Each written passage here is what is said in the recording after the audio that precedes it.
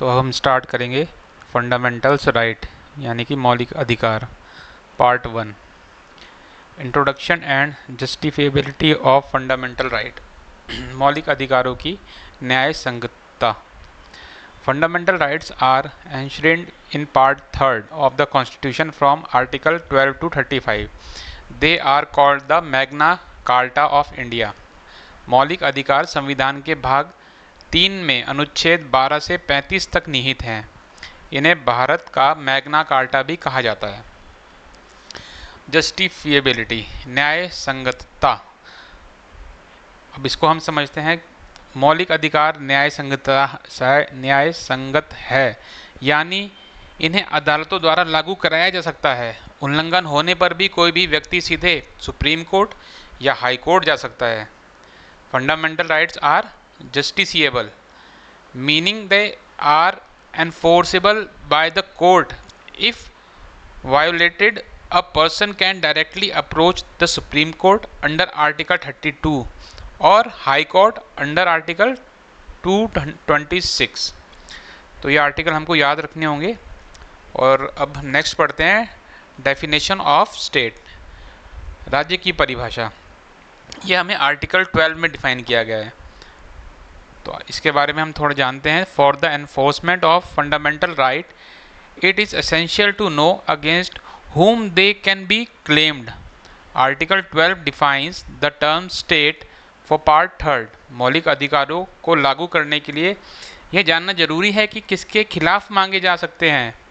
अनुच्छेद 12 भाग 3 के लिए राज्य को परिभाषित करता है। फॉर कैटेगराइज ऑफ स्टेट, अब इसके बारे में कैटेगरी किसकी कौन कौन सी है ये देखते हैं। फर्स्ट है government and parliament of India, executive and legislative organ of the union, केंद्र सरकार और संसद। दूसरा है इसका कौन सी कैटेगरीज है, government of legislative of state. First था पार्लियामेंट ऑफ इंडिया और सेकंड है legislature of state, executive legislative and organs of the states, राज्य सरकारें और विधानमंडल। थर्ड आएगी इसमें लोकल अथॉरिटीज़, जैसे जो भी हमारी लोकल अथॉरिटीज़ हैं, जैसे म्यूनसिपैलिटीज़ हो गई, पंचायत हो गई, डिस्ट्रिक्ट बोर्ड लाइक, और ऐसे ट्रस्ट हो गए, improvement board, improvement trust etcetera, यानी कि स्थानीय प्राधिकारी, नगर पालिकाएँ और पंचायत इसके अंतर्गत आती हैं। अच्छा, फोर्थ हो गई other authorities, authorities operating within India और under the control of government of India. तो ये जो है इसके 4 कैटेगरीज हैं स्टेट की। अब हम नीचे देखते हैं, इसमें judicial interpretation of other authorities. Other authorities के बारे में कुछ केसेस हैं, जैसे कि सुखदेव सिंह वर्सेस भगत राम 1975। जैसे इसमें जो इसमें स्टेट है basically LIC, ONGC, IFSC, IFC, इन सबको भी स्टेट में शामिल किया गया है। और इस केस के बारे में हम थोड़ा पढ़ सकते हैं। ऐसे ही दूसरा है अजय हासिल वर्सेस खालिद मुजीब 1981।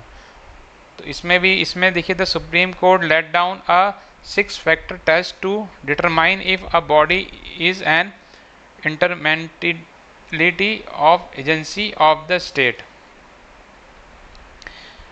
तो इसके बारे में ये बताया गया कि instrumentality of agency of the state के बारे में, entire share capital held by government, deep and pervasive test state control.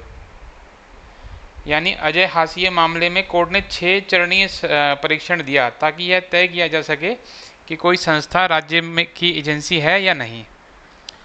ये केस हमें ये चीज़ें याद रखनी होगी। अजय हाशिया मामले में कोर्ट ने 6 चरणीय परीक्षण दिया, तो ये एक बहुत ही इम्पोर्टेंट केस है। अब आगे हम पढ़ते हैं कि इस जुडिशरी अ स्टेट, जो क्या जुडिशरी भी कोई स्टेट है। In Naresh versus state of Maharashtra, it was held that while exercising judgement judicial function, court are not state but they can considered state when exercising administrative function, जैसे कि hiring staff. यानी कि न्यायिक कार्य करते समय अदालतें राज्य नहीं है, लेकिन प्रशासनिक कार्य करते समय वे राज्य मानी जा सकती हैं। अब हम नेक्स्ट आर्टिकल पढ़ते हैं। Next article 13, laws inconsistence with fundamental right, यानी मौलिक अधिकारों से असंगत कानून। Article 13 provide for the judicial review of all legislation in India. अनुच्छेद 13 भारत के सभी कानूनों के न्यायिक पुनरावलोकन का प्रावधान करता है। इसका क्या मतलब है? इसका मतलब है इसमें दो पार्ट हैं, pre constitutional versus post constitutional law. जैसे हमारा कॉन्स्टिट्यूशन जब बना था 1950 में, तो आर्टिकल 13 की सबसेक्शन 1 बोलता है pre constitution law, laws existing before January 26, 1950 remain valid except to the extent they violate fundamental rights. They become void only to that extent. यानी संविधान से पूर्व के कानून जो 26 जनवरी 1950 से पहले के कानून उस सीमा तक शून्य हो जाते हैं जिस सीमा तक वे मौलिक अधिकारों का उल्लंघन करते हैं। यानी कि कोई भी कानून अगर मौलिक अधिकारों का उल्लंघन कर रहा है तो वो शून्य हो जाएगा, 1950 से पहले वाला भी। और आर्टिकल 13 सबसेक्शन 2 बोलता है post constitution law, state shall not make any law that takes away और एब्रिजेस पार्ट 3 राइट्स। पार्ट 3 जो राइट्स हैं उनका अगर उनको एब्रिज करता है।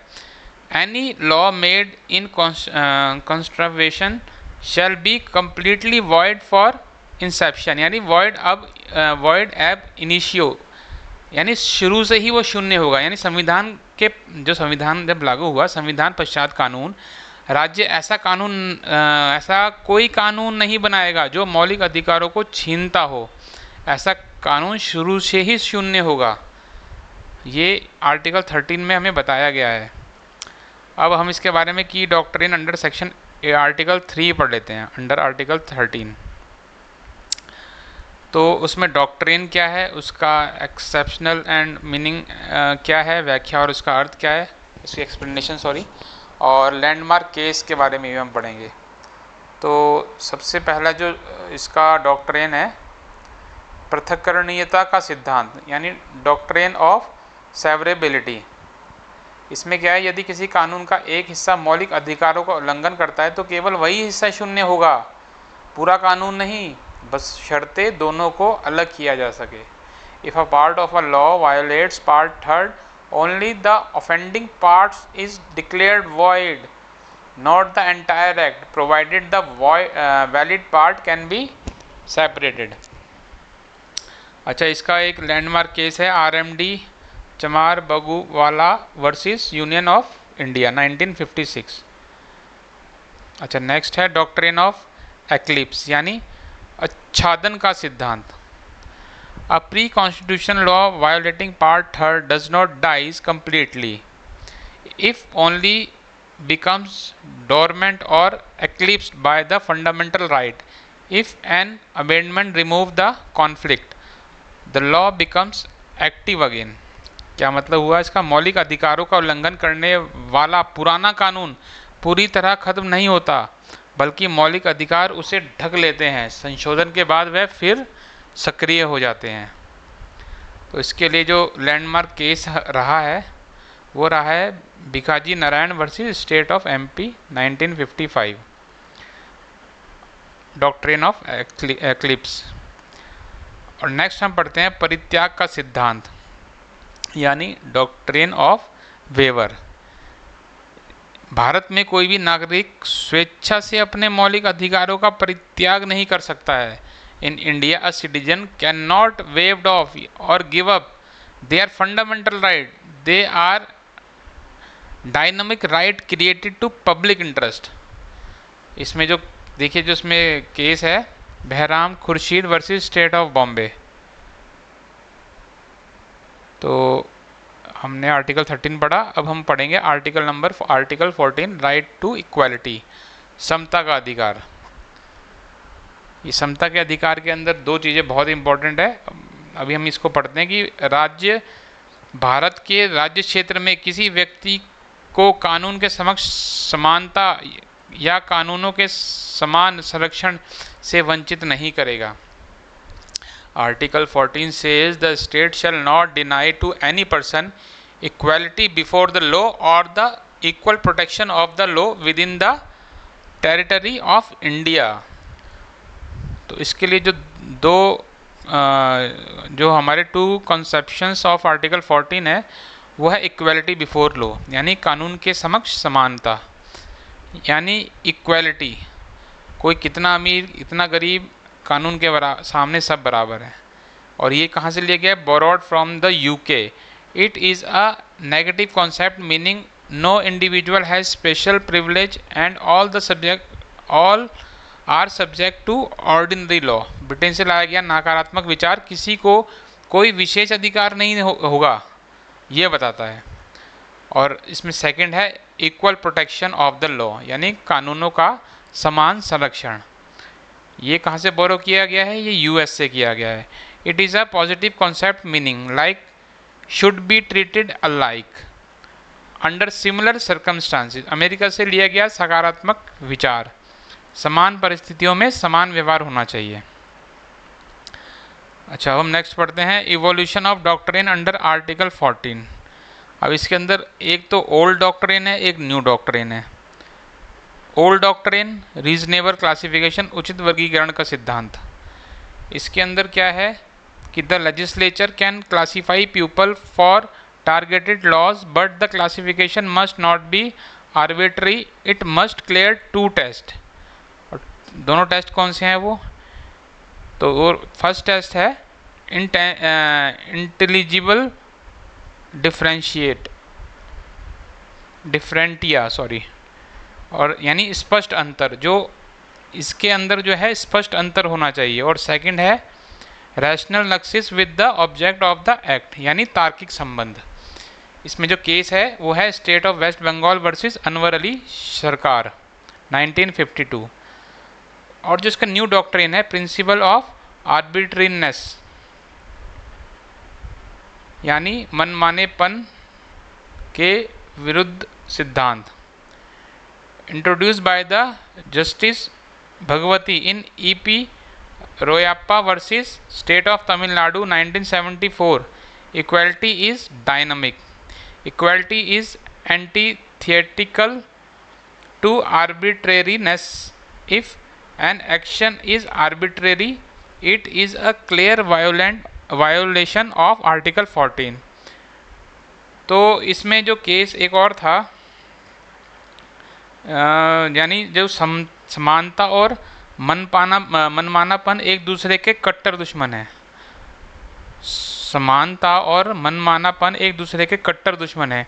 कोई भी कार्य यदि मनमाना है तो वह अनुच्छेद 14 का उल्लंघन है, यानी इसमें मनमानी बिल्कुल नहीं चलेगी। यानी और नेक्स्ट पढ़ते हैं हम आर्टिकल 15 प्रोहिबिशन ऑफ डिस्क्रिमिनेशन, यानी भेदभाव का प्रतिषेध।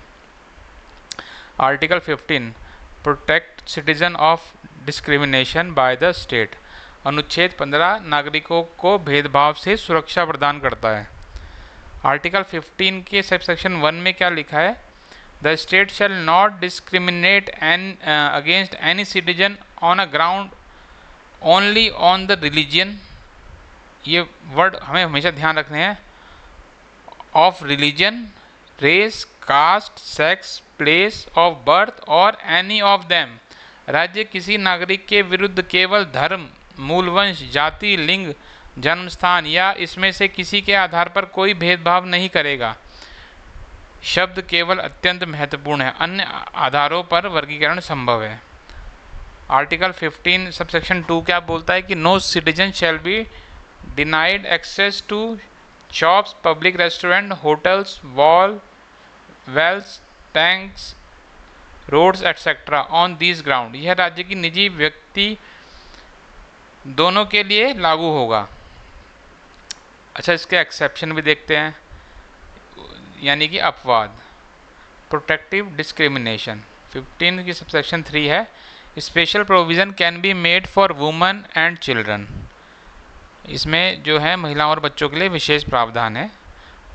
आर्टिकल 15 की सबसेक्शन 4 और 5 में क्या है कि इसमें पिछड़े वर्गों SC/ST के लिए शिक्षण संस्थाओं में विशेष प्रावधान किए गए हैं। और आर्टिकल 15 की सबसेक्शन जो 6 है, स्पेशल प्रोविज़न फॉर EWS, तो ये जो है अभी 2019 में जोड़ा गया है, added by the 103rd amendment 2019। आर्थिक रूप से जो कमज़ोर वर्ग के लिए 10% का आरक्षण लागू किया गया। अब जो नेक्स्ट आर्टिकल हम पढ़ेंगे, नेक्स्ट आर्टिकल है article 16, equality of opportunity in the public employment, लोक नियोजन में अवसर की समता। जैसा कि हमें ये स्पष्ट हो रहा है कि राज्य के अधीन किसी पद पर नियोजन या नियुक्ति के से संबंधित विषयों में सभी नागरिकों के लिए अवसर की समता होगी। मतलब कि ऐसा नहीं होगा कि किसी व्यक्ति को या किसी उसको अपॉर्चुनिटी नहीं मिलेगी, सबको इक्वल अपॉर्चुनिटी मिलेगी। Article 60 guarantees equality of opportunity in matters relating to employment और appointment to any office under the state. Article जैसे 16 की सबसेक्शन 1 और 2, no discrimination in public employment based only on the religion, sex, caste, sex, race, public place of birth, residence और any of them. यहाँ 2 नए आधार जोड़े गए हैं, यानी इसमें है, एक है डिसेंट यानी उद्भव और रेजिडेंस यानी निवास स्थान, ये अभी जोड़े गए हैं। Importance important exceptions and reservation clauses. अच्छा, इसमें कौन कौन से अपवाद हैं? इसमें भी एक्सेप्शंस हैं जो कि 16 की आर्टिकल 16 की सब सेक्शन 3 में है। उसमें है, संसद चाहे तो किसी विशेष राज्य में निवास की शर्त रख सकती है। और आर्टिकल 16 की सब सेक्शन 4 में क्या है, यदि किसी पिछड़े वर्ग का राज्य की सेवाओं में पर्याप्त प्रतिनिधित्व नहीं है तो उनके लिए पदों का आरक्षण किया जा सकता है। इसमें भी देखिए जो लैंडमार्क केस हैं, Indira Svane versus union of India 1992, जिसको मंडल केस के अंडर में लिया गया है। तो इसमें क्या क्या थे कि 27% reservation of the OBCs upheld, total reservation should not exceed 50% in a year, concept of creamy layer introduced for OBCs, no reservation in promotion, later bypassed partially by amendment like 16 subsection 4A for SC/ST with consequential seniority। ऐसे section article 16 की subsection 6 में provide reservation up to 10% for the EWS। तो आज के लिए इतना ही, thank you.